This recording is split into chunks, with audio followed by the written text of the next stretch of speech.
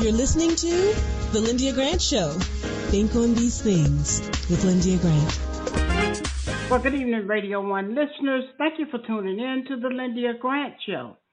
Today I'm going to be talking with Dr. Julianne Manvveaux, and we also are going to talk to Dana STEBBINS. She comes on every month to talk about the state of democracy. Dr. Julianne is a nationally known economist, a dean at Cal State, LA, and she's a president emeritus of Bennett College. She's a speaker extraordinaire, and I love to hear her talk about politics. Dr. J, what you got to talk to us about today?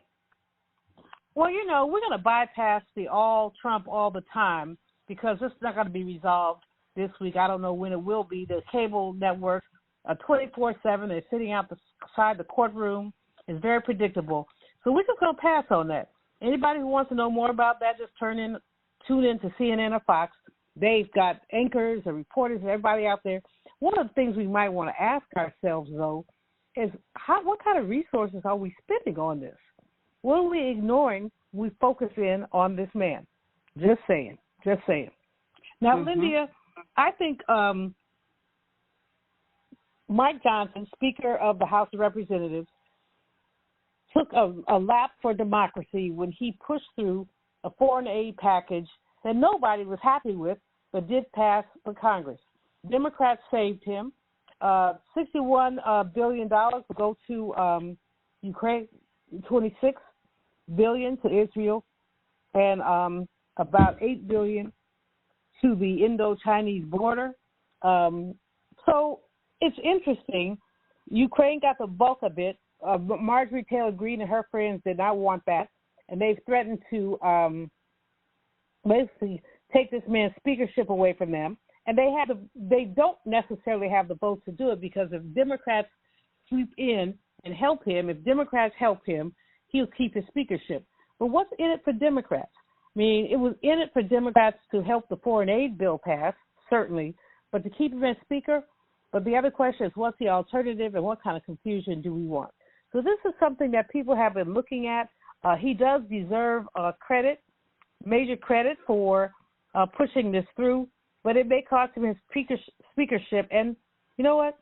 That's okay. I want to talk, the biggest news this week nationally has been the protests on campuses and what university presidents and others are doing about it. Students are outraged about what's happening in Gaza. They're outraged that even with this foreign aid bill that passed, we're spending money to give Israel weapons that will be used against Gazans. So on one hand, we're going to give Gaza a little money. It's 61. There's some money in the Israel bill for Gaza humanitarian relief, but the humanitarian relief is necessary because Israel has all these weapons. So a lot of people are very upset. Students, we were students once. They're good at taking it to the streets. And the students at Columbia University, they've got encampments on campus. They've done a number of things to indicate that they are disturbed. What has happened now is that some students have been suspended from school, including Congresswoman Ilhan Omar's daughter, suspended from school, which means they can't go back onto campus. They can't go get their things. They can't eat in the dining hall, although their parents had paid for their meal passes. And at Columbia, on Tuesday, classes were held remotely, and we don't know if that's going to take place for the rest of the week or until graduation or not. Jewish students are saying they're afraid about the rhetoric that the anti-Israel students are putting out there, but many Jewish students say they stand with the Gazans. They don't want basically massacres done in their name. So it's a very dicey situation, but it's not only happening at Columbia, it's happening at universities across the country, and people are trying to figure out how do we get back to normalcy. At the University of the University of Southern California, a young lady, first-generation Muslim sister, was the valedictorian, competed to get the speaking slot, and then they took it from her saying they were afraid that she might incite violence. They knew nothing about what she was going to talk about. And the flashback, the blowback to that has been all outside speakers will be barred from the graduation.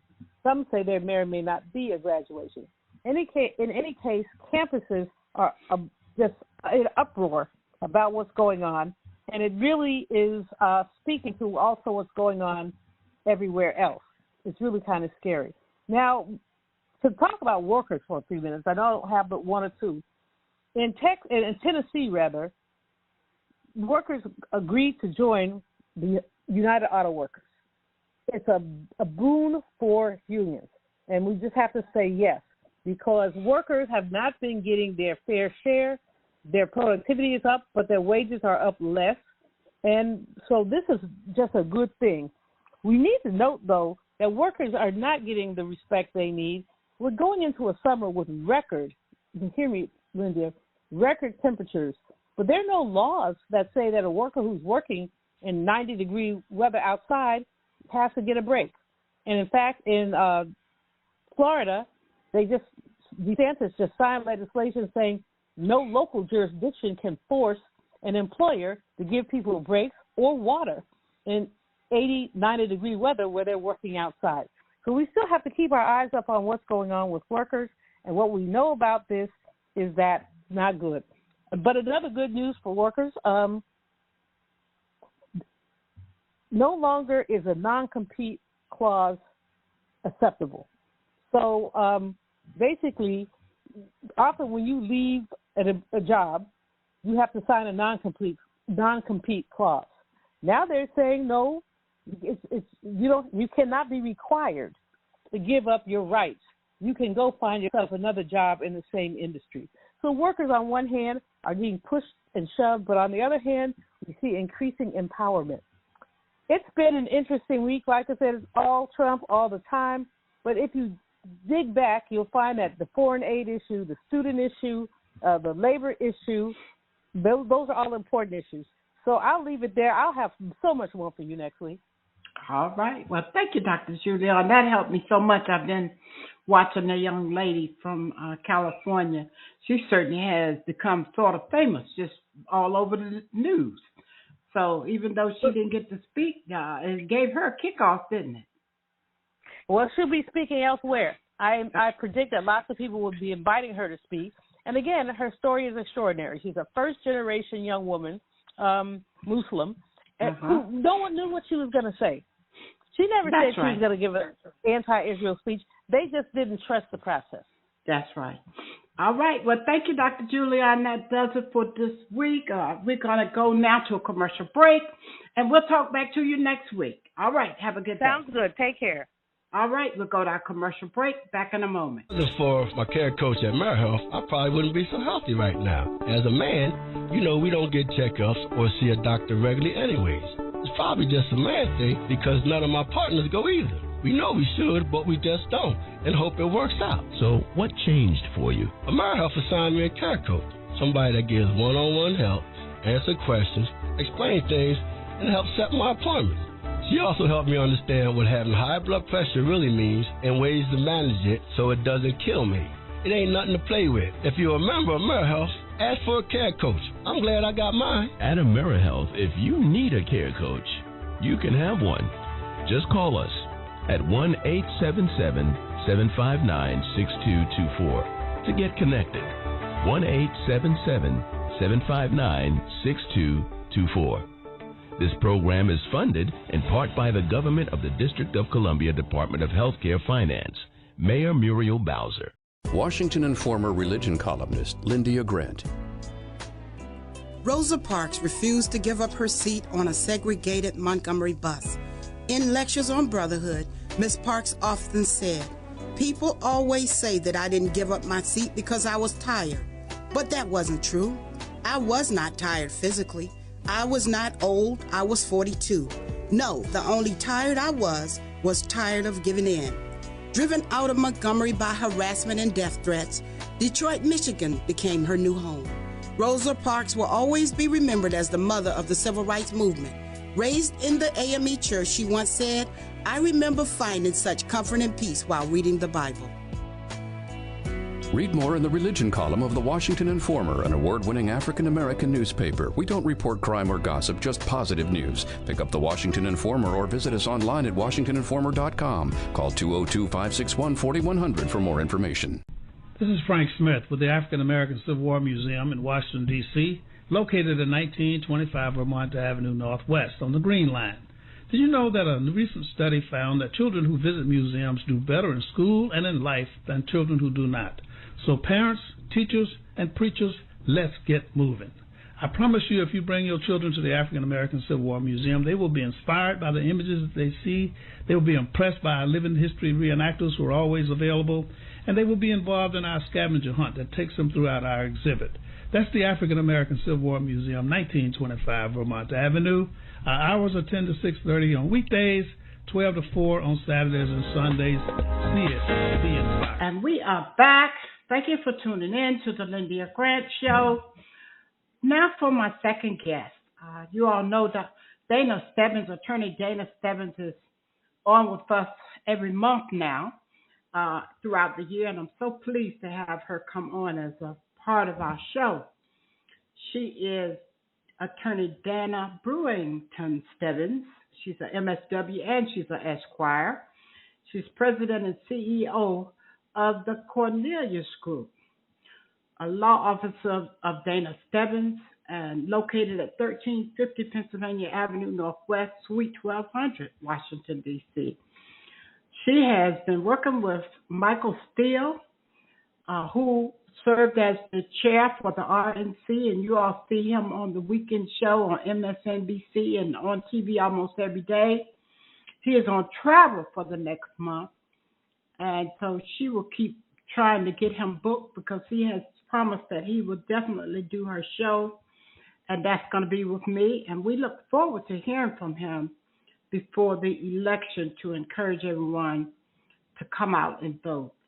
I also want to let everyone know that I met Attorney Dana Stebbins back when, in the early 80s, as a matter of fact, maybe around 1984, 85, when she served as the chair of the Women in Business Committee for the D.C. Chamber of Commerce. And I had just gotten started, and when I saw all those influential women from around the city, I wouldn't let Councilmember Charlene Drew Jarvis say no. And when I sent her a copy of what I said on the show the first time when I introduced Dana, she said I didn't remember that because she didn't think it was hard to put me on the committee. But that's because she worked with me so many years after Dana. She couldn't remember that. That was back in the days when nobody knew my name. I just had to keep pushing and swimming and trying to keep from drowning out there. So I thank and praise God for knowing you. And so she has really been a role model for me, as she has been a mentor in my life. And I know she's a member of the Links because I see that on her Facebook a lot. I don't know about the sororities, but I know she is a Link sister. You a Delta as well? No, just a Link. Just okay. a Link. That's what I thought. All right, then. Well, I wanted to let everybody know a little bit about you in case you didn't hear last year when I told you how I met Attorney Dana Stebbins. She's done a whole lot more work for members of Congress and just has an outstanding, superb law firm that does top-of-the-line work. And she has been talking with us every month about the former president and his impact on democracy. So this week, Dana, tell us what you're going to talk about. Thank you, Lyndia. I'm happy to be back. Yes. I have been monitoring the polls about voter turnout, voter desires, voter issues for the upcoming election because, as you know, this is a critical election. We cannot really afford to go backwards and recede further into the loss of our democratic principles and practices that began under the former president. So I've been monitoring these polls, and I've become concerned about a block of voters, a block of younger voters who have indicated to pollsters that they don't believe in the system, They don't think it works, and they don't think their vote matters. And so I want to share with your listeners why their votes do matter and maybe what we can do to persuade them to come out and vote. That's what I want to talk about today. Very good. Go ahead on it. Treat it just Okay. like you in a seminar with them. Hopefully we can reach somebody today. Okay. So most pollsters do not really focus on black voters, but I found a polling company called HIT Strategies, HIT Strategies, that focuses on people of color, voters of color, and other issues that involve black people and brown people. And so they determined that there are the 5 categories of voters that we should be focused on if we want people to turn out. The first are called activist voters. They're voters who donate to campaigns, who get involved in campaigns, who put signs up. They're activists. Then there's the greatest generation of voters. Those are our parents and grandparents who consistently turn out between 70 and 80% of voters at every election. Then there are the younger voters who I'm concerned about, who miss midterms, miss local elections, need to be reminded to vote, and once reminded, need to be persuaded that the vote matters. Then there are people who are cynical about anyone and anything involved in politics and don't believe that they belong in the world of elected politics, and so they feel left behind and they don't vote. And then last are the race-neutral conservative voters. Those are the people that believe, right or wrongly, that when Barack Obama got elected president, it demonstrated that race doesn't matter anymore in America. Now, that has proven to be not true. And so all of these people are important, but the ones I want to talk about really quickly are the younger voters. Yes. So in any given election, 35 and 60% of eligible voters do not vote. 35 to 60%. That's a lot. Wow. That's a lot. Mm-hmm. Okay? And because our system doesn't make it particularly easy for you to vote, there's a lot you have to go through to vote, to save your right to vote, to stand in line for hours and hours. Younger voters don't feel that there's a reason why they should go through that. They don't believe that one person's vote can swing an election, and so they don't vote. Mm-hmm. All right? Those people vote inconsistently, and usually only when someone reaches out to them and explains to them why it is important and that their vote may make a difference and that every person who has a right to vote in this country should exercise it, because in other countries they don't. Younger voters don't believe the system works because they're looking at it and they're seeing all kinds of ways where privileged people get rights and benefits that they don't get, and they don't see how voting can change that. All right? I don't have a lot of answers for that because some of those observations are exactly correct. But Dana, All tell us what you mean by younger voters. Give us a range. Between the ages of 25 and 40. Okay. That's how the pollsters have defined the younger voter. Kind of the millenniums. Yes, That's correct. Okay. Now, sometimes they vote and sometimes they don't. And they say that, every vote should count in our system, but it doesn't. And so they look at the obstacles that were developed to prevent voters, the changing of precincts, the changing of identification requirements, all of the things, gerrymandering that happened over the Trump years and the years prior to that dissuade younger voters from going out there and fighting. Older voters believe they fought for that right, and even if they have to stand in line for hours, they're going to vote. But they are diminishing because that older generation is diminishing. The younger voters are what's going to save our democracy, and so we have got to find a way to reach them. Now, this poll also indicated a distressing fact, and that is that many younger voters are now voting Republican. They have determined that perhaps the Trump Republican years will benefit them economically if they vote that way. And so it's a big realignment, because normally the Democratic Party can count on younger voters and voters of color.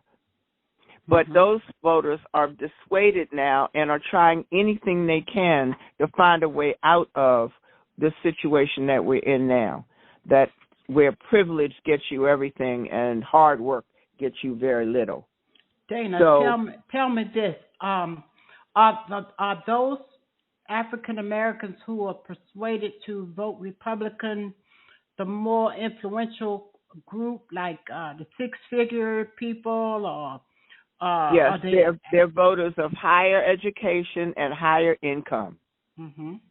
Okay. The lower educated and lower income people still believe in the Democratic Party, but those higher income voters, and those are a lot of millennials who made a lot of money in the tech industry and who live fairly well. And they think they want to act like the uppity white folks are doing. So let me go over here with them, because it's about money for me. I'm just telling it like it is. What you did, I know you won't say like that. Let me join the uppity white people, because I ain't thinking about this other stuff. Let me say it another way, Lyndia. They are the race-neutral voters because their vote is economically driven. It's not racially driven. Okay?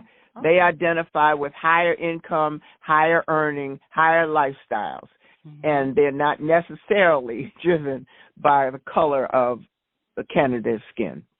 Okay. All right. Okay? All right. We'll so, continue. all right. So what I want to say to your listeners is that we have got to try everything we can to turn this around. And I'm going to suggest a number of ways. One-on-one conversations with people, one-on-one with your nieces, your nephews, your grandchildren, and anybody in that age group that you work with, talk to, see, live with. You've got to have conversations with them and remind them what happened when Trump was in office, that all these changes to the judicial system, the fact that the Supreme Court is now ideologically driven and it shouldn't be, that people at the federal level get off on crimes that they shouldn't, all of that happened when Trump was in office. He changed the nature of democracy. They got to be reminded that.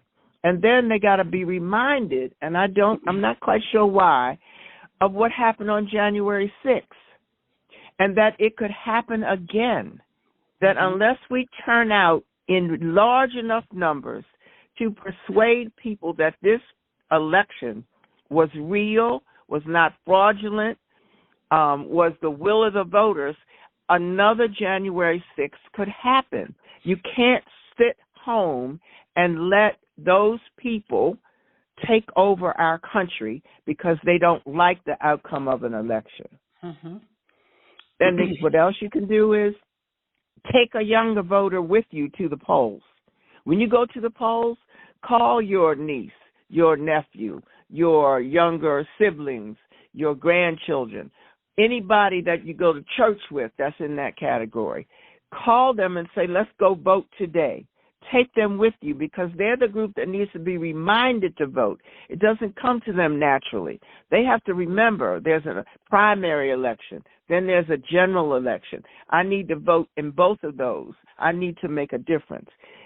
Get them and take them with you to the polls. Okay. And then the last thing I tell your listeners is read. Read your news from factual sources. Understand what's going on in the country. Understand what I've just told you about the polls and the trends and what could happen. Do not rely on social media to give you facts. Do not do that. Read and educate yourself and then share that information with others. Okay, and lastly, you can't answer this now, but you and I have to have a private conversation. My millennial son, who is in his mid-40s, will ask me plain, Mom, why should I vote for Joe Biden? What has he done? And I'm thinking to myself, how can you even ask me this question? But the only thing I was able to say that seemed to hit him was when I told him that me and I said, Eve, the people in the family that had gone to college have all gotten our student loans paid. And so that made a difference. But he was one of the ones that had not gone to college. And he's still looking for what about me? What has happened to me? I can hear Joyce Meyer saying that when she preaches. What about me? What about me? What about me?